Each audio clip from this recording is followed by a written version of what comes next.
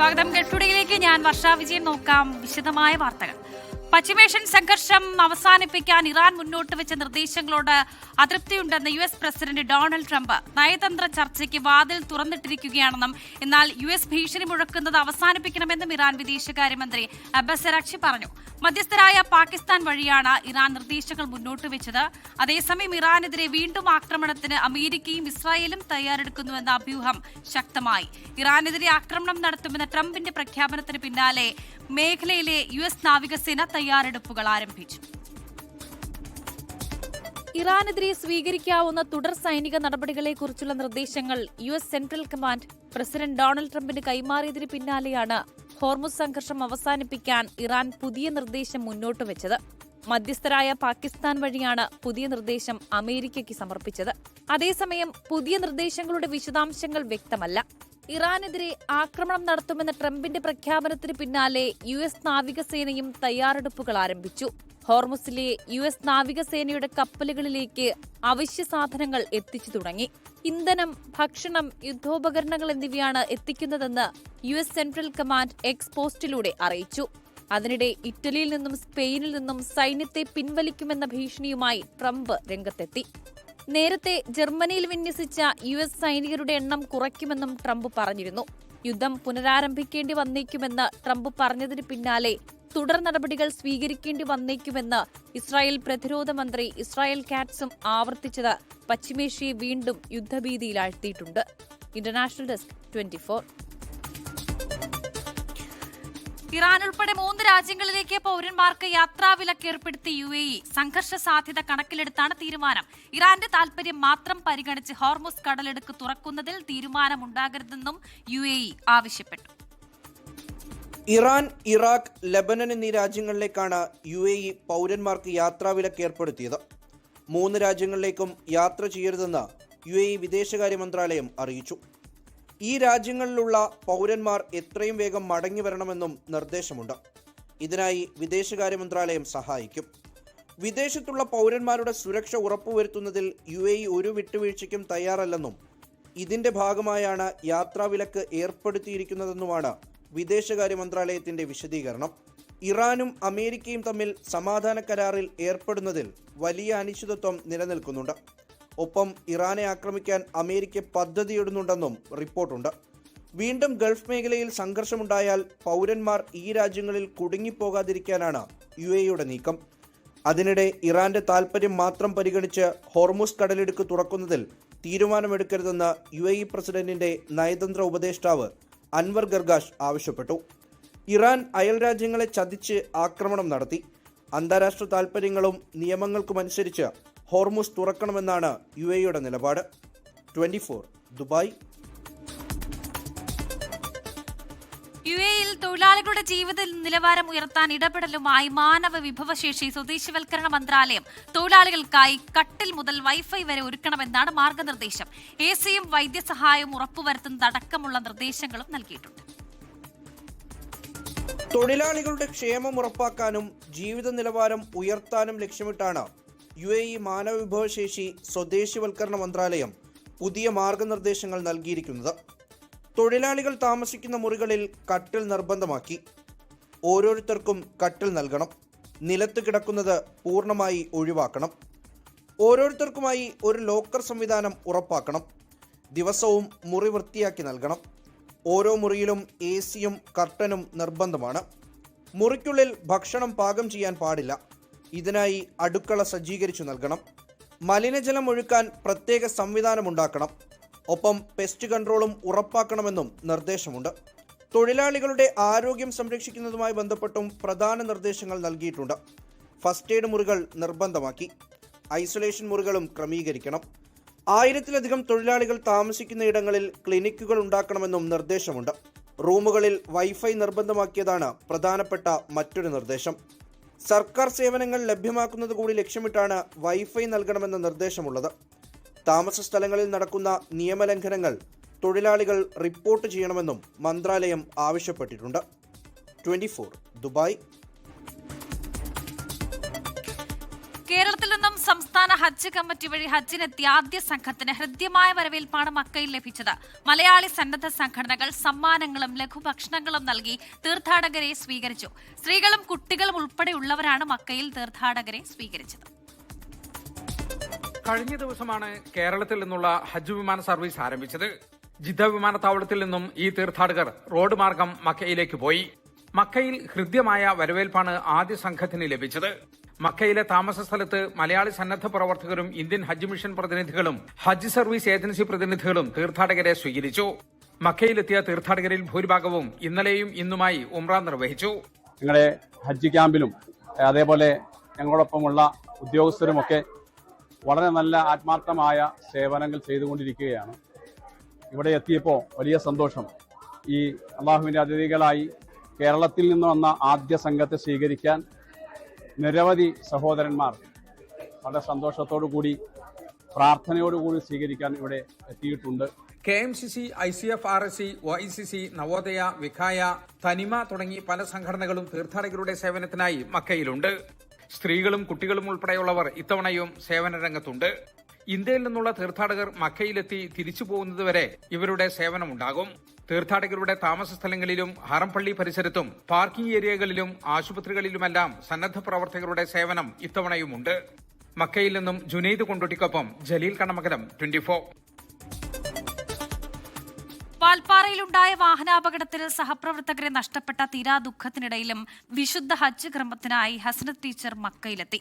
അവസാന നിമിഷം ഹജ്ജ് യാത്ര നിശ്ചയിച്ചതിനാൽ വിനോദയാത്രയിൽ നിന്ന് പിന്മാറിയതാണ് ഹസനത്ത് ടീച്ചർ വൻ ദുരന്തത്തിൽ നിന്ന് രക്ഷപ്പെട്ടത്. കേരളത്തിൽ നിന്നുള്ള ഹജ്ജ് കമ്മിറ്റിയുടെ ആദ്യ സംഘത്തോടൊപ്പമാണ് പാങ്ങ് GLP സ്കൂളിലെ ഈ അധ്യാപിക ഹജ്ജിനെത്തിയത്. സഹപ്രവർത്തകർ വിട പറഞ്ഞ ദുഃഖവുമായാണ് മലപ്പുറം പാങ്ങ് GLP സ്കൂളിലെ അധ്യാപിക ഹസനത്ത് ടീച്ചർ ഹജ്ജിനെത്തിയത്. എല്ലാ വർഷവും സഹപ്രവർത്തകരോടൊപ്പം നടത്താറുള്ള വിനോദയാത്രയിൽ ഇത്തവണയും പങ്കെടുക്കേണ്ടതായിരുന്നു ഹസനത്ത്. എന്നാൽ ഹജ്ജിന് പോകാൻ അവസരം ലഭിച്ചതോടെയാണ് അവസാന നിമിഷം ആ യാത്രയിൽ നിന്ന് ടീച്ചർ പിന്മാറിയത്. സഹപ്രവർത്തകർ നഷ്ടപ്പെട്ട ദുഃഖവും എന്നാൽ വിശുദ്ധ മണ്ണിലെത്താൻ കഴിഞ്ഞതിലെ സന്തോഷവും ഹസനത്ത് ടീച്ചർ 24നോട് പങ്കുവച്ചു. എത്തിയതിൽ സന്തോഷമുണ്ട്. പക്ഷെ എനിക്ക് ഒരുപാട് ഉപദേശങ്ങൾ തന്നിരുന്നു ഈ മരണപ്പെട്ട സുഹറ ടീച്ചർ. കഴിഞ്ഞ വർഷം ഗവൺമെന്റ് ഇതിൽ ഹജ്ജിന് വന്ന ടീച്ചറായിരുന്നു.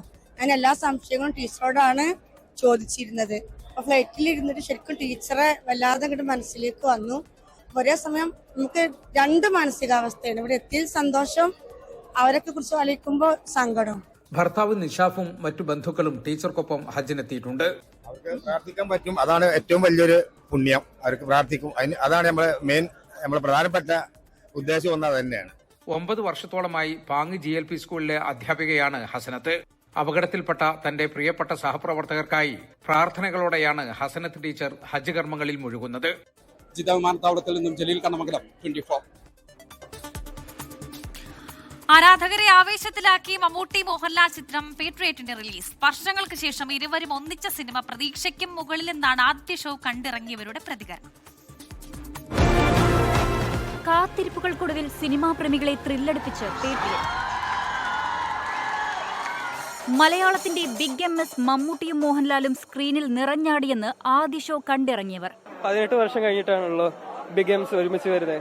Feeling really great. ക്ലാസ് ആയിട്ടുണ്ട്. സൂപ്പർ ഹോളിവുഡ് സാധനമാണ്. മലയാളത്തിന്റെ മഹാനടന്മാർക്കൊപ്പം കുഞ്ചാക്കോ ബോബൻ, ഫഹദ് ഫാസിൽ, നയൻതാര, രേവതി തുടങ്ങി വമ്പൻ താരനിരയാണ് ചിത്രത്തിൽ. ചേട്ടൻ മാത്രമല്ല, എല്ലാവരും നല്ല ഗംഭീരമായിട്ട് ചെയ്തിട്ടുണ്ടായിരുന്നു. അടിപൊളി ഒരു എക്സ്പീരിയൻസ് ആണ്. എല്ലാവരും കാണണം. ഇത് വല്ലപ്പോഴും കിട്ടുന്ന ഒരു ഭാഗ്യമാണ്.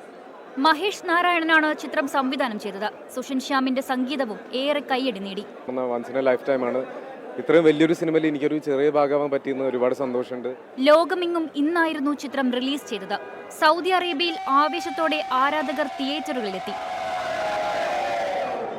പാട്രിയറ്റ് സിനിമയ്ക്ക് സൗദിയിൽ വൻ വരവേൽപ്പ്. മമ്മൂട്ടിയുടെയും മോഹൻലാലിന്റെയും ആരാധകർ വിവിധ തിയേറ്ററുകളിലായി ഫാൻസ് ഷോ സംഘടിപ്പിച്ചു. മികച്ച പ്രതികരണമാണ് പ്രേക്ഷകരിൽ നിന്ന് ലഭിക്കുന്നത്.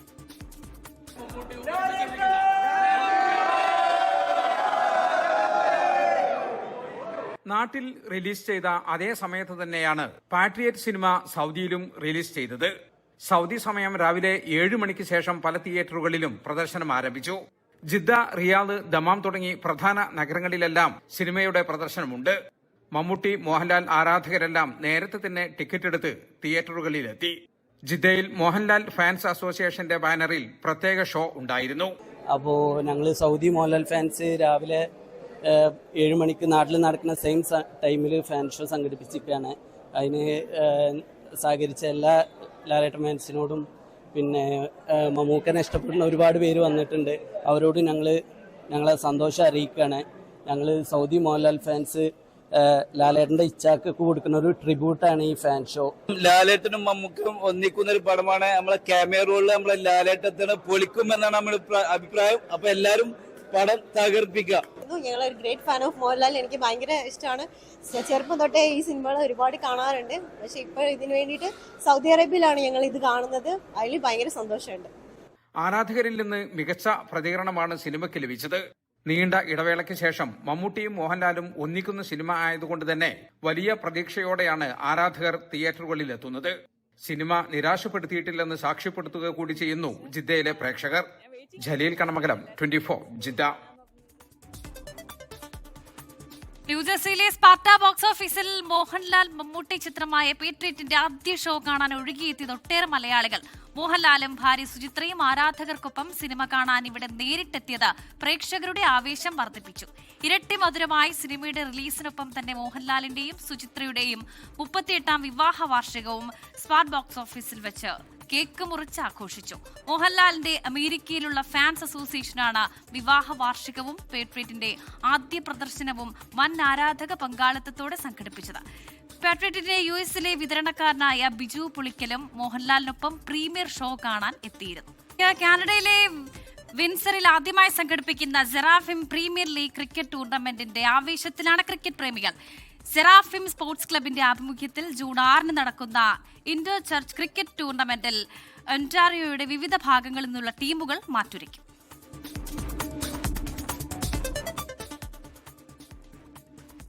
ദുബായിൽ കുത്തേറ്റ് മരിച്ച മലയാളി യുവാവ് ജസീലിന്റെ മൃതദേഹം കോഴിക്കോട് ചെറുവണ്ണൂരിലെ വീട്ടിലെത്തിച്ചു. 13 ദിവസങ്ങൾക്ക് ശേഷമാണ് മൃതദേഹം നാട്ടിലേക്ക് എത്തിക്കാൻ സാധിച്ചത്. വർഷ ഗിരീഷ് വിവരങ്ങൾ നൽകാൻ അയച്ചിരുന്നുണ്ട്. വർഷ, ഇൻക്വസ്റ്റ് പോസ്റ്റ്മോർട്ടം നടപടികൾ അടക്കം വേഗത്തിൽ പൂർത്തീകരിച്ചുവെങ്കിലും മൃതദേഹം നാട്ടിലേക്ക് എത്തിക്കാൻ വൈകിയിരുന്നു. ഇനി ഈ സംസ്കാര ചടങ്ങുകളൊക്കെ എപ്പോഴാണ്? വർഷ, ഇക്കഴിഞ്ഞ ഏപ്രിൽ 17-നാണ് ജസീൽ മരിക്കുന്നത്. 3 വർഷമായി ജസീൽ പ്രവാസിയായിരുന്നു. താമസിക്കുന്ന മുറിയിലെ സുഹൃത്തുക്കൾ തമ്മിലുള്ള വാക്കുതർക്കം പരിഹരിക്കുന്നതിനിടെയാണ് ഒരു സുഹൃത്തിന്റെ കുത്തേറ്റ് ജസീൽ മരിക്കുന്നത്. ശേഷം മൃതദേഹം ദുബായിലെ അൽ റാഷിദ ആശുപത്രിയിലായിരുന്നു സൂക്ഷിച്ചിരുന്നത്. ഈ പറഞ്ഞ പോലെ ഇൻക്വസ്റ്റ് പോസ്റ്റ്മോർട്ടം നടപടികളെല്ലാം വേഗത്തിൽ പൂർത്തീകരിച്ചെങ്കിലും നാട്ടിലെത്തിക്കാനുള്ള ചില നടപടിക്രമങ്ങൾ വൈകിയിരുന്നു. അതാണ് 13 ദിവസങ്ങൾക്ക് ശേഷം മൃതദേഹം നാട്ടിലെത്താനുണ്ടായ കാരണമെന്ന് പറയുന്നത്. ചെറുവണ്ണൂർ തെക്കേ ജുമുഅത്ത് പള്ളിയിലാണ് ഖബറടക്കം പറഞ്ഞിട്ടുള്ളത്. വർഷ. ശരി, വർഷ ഗിരീഷാണ് വിവരങ്ങൾ നൽകിയത്. പൊതുപ്രവർത്തകനും രാഷ്ട്രീയ നിരീക്ഷകനുമായ ഡിജോ കാപ്പൻ അന്തരിച്ചു. 65 വയസ്സായിരുന്നു. അപകടത്തിൽ പരുക്കേറ്റ് ചികിത്സയിലിരിക്കുകയാണ് അന്ത്യം. മറ്റന്നാളാണ് സംസ്കാരം. പൗരന്റെ സുരക്ഷയ്ക്കും ക്ഷേമത്തിനും അവകാശങ്ങൾക്കുമായുള്ള ഡിജോ കാപ്പന്റെ ഇടപെടൽ ഏറെ ശ്രദ്ധേയമായിരുന്നു.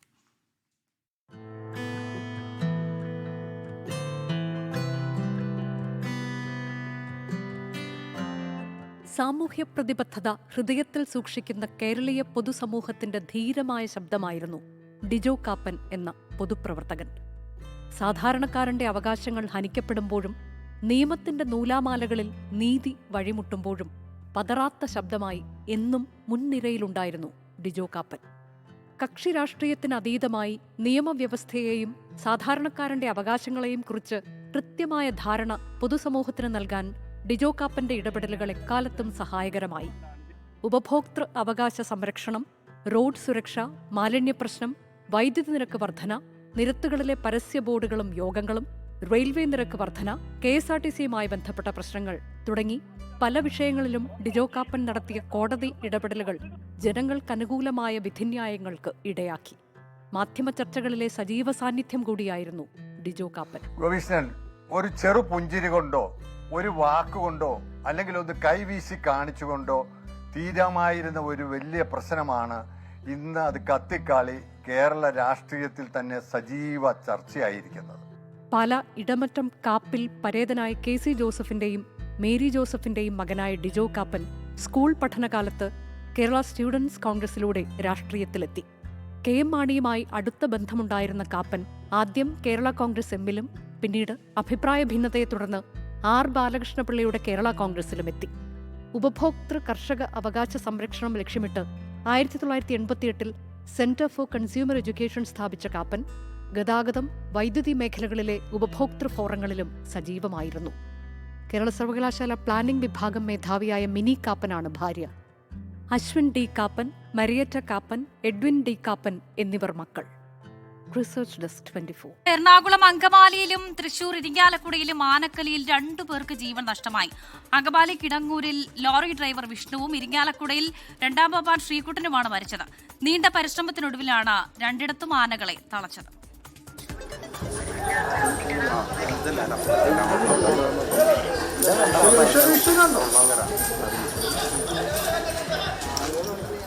അങ്കമാലി കിടങ്ങൂർ മഹാവിഷ്ണു ക്ഷേത്ര പരിസരത്ത് ലോറി ഡ്രൈവർ വിഷ്ണുവിനെ ചവിട്ടിക്കൊലപ്പെടുത്തിയതിനു ശേഷവും ആന പരാക്രമം തുടർന്നു. ആനയെ ഇവിടെ എത്തിച്ച ലോറിയുടെ ഡ്രൈവറാണ് വിഷ്ണു. വാഹനങ്ങൾ ഉൾപ്പെടെ തകർത്ത് മണിക്കൂറുകളോളം മയ്യനാട് പാർത്ഥസാരഥി എന്ന ആന പരിഭ്രാന്തി പടർത്തി.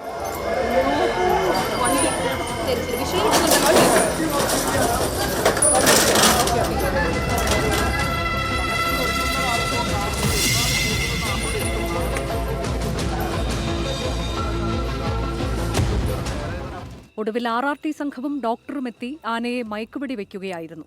ശാന്തനായ ആനയെ വടം കെട്ടി തളച്ചു. കൺട്രോൾ എന്ന് പറയാൻ പറ്റില്ല. കാരണം ആന ഇപ്പോഴും ഡോക്ടേഴ്സിൻ്റെ നിരീക്ഷണത്തിൽ തന്നെയാണ്. അടുത്ത് തന്നെ കൊണ്ടുപോകാൻ പറ്റില്ല. കാരണം അടുത്ത് തന്നെ കൊണ്ടുപോകാൻ പറ്റില്ല. ഒന്നിൽ ഈ ഏരിയയിലോ ഇവിടെയോ അല്ലെങ്കിൽ ഇതിന് തൊട്ടടുത്തുള്ള ഒരു നല്ലൊരു പ്ലേസ് കണ്ടെത്തി ആനയെ നിർത്തേണ്ട വരും. ഇഷ്യൂസ് ഉള്ള ആനയാണോ? എന്തെങ്കിലും അസുഖം അങ്ങനെ എന്താ പെട്ടെന്ന് അങ്ങനെ ഇഷ്യൂസ് ഒന്നും കണ്ടിട്ടില്ല. എന്തെങ്കിലും ഡോക്യുമെന്റ്സ് ഒക്കെ പരിശോധിച്ചിട്ടേ ബാക്കി എല്ലാം പറയാൻ പറ്റുള്ളൂ. നട്ടെല്ലിന് പരുക്കേറ്റ പാപ്പാൻ ആശുപത്രിയിൽ ചികിത്സയിലാണ്. ഇരിങ്ങാലക്കുട കൂടൽമാണിക്യം ക്ഷേത്രത്തിൽ ഉത്സവത്തിനെത്തിച്ച വഴുവാടി കാശിനാഥൻ എന്ന ആനയാണ് പാപ്പാനെ ചവിട്ടിക്കൊന്നത്. 2ാം പാപ്പാൻ ശ്രീകുട്ടനാണ് ദാരുണാന്ത്യം. ആനയെ പിന്നീട് തളച്ചു. 1ാം പാപ്പാൻ അമലിന് പരുക്കേറ്റു. 24 കൊച്ചി, തൃശൂർ. ലോകത്തെവിടെയായാലും ഏത് സമയത്തും 24 വാർത്തകളും ഓഗ്മെന്റഡ് റിയാലിറ്റി പാക്കേജുകളും എക്സ്പ്ലെയിനറുകളും വിശദമായി കാണാൻ ഞങ്ങളുടെ യൂട്യൂബ് ചാനൽ നിങ്ങൾക്ക് സബ്സ്ക്രൈബ് ചെയ്യാം.